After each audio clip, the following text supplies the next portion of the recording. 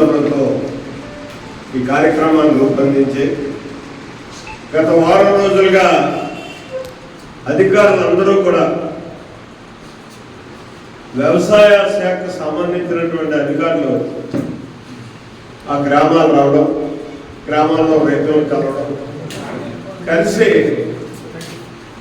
రైతుల యొక్క సమస్యల్ని తెలుసుకోవడం, తగు సూచనలు ఇవ్వడం, ఇదొక మహోత్సవంగా రాష్ట్ర వ్యాప్తంగా జరిగినటువంటి కార్యక్రమం. అయితే ఒక్కసారిగా అందరినీ కలవడం కానీ అన్ని సమస్యలు తీర్చడం కానీ జరిగిపోయేటటువంటి పరిస్థితి కాదు.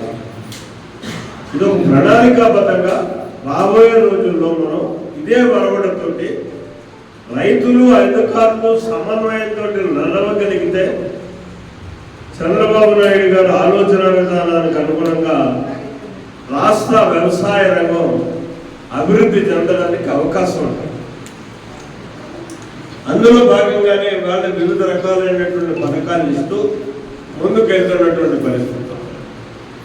ఆ సందర్భాన్ని రైతాంగ సోదరులుగా మీరందరూ కూడా ఉపయోగించుకోవాల్సినటువంటి అవసరం ఉంది.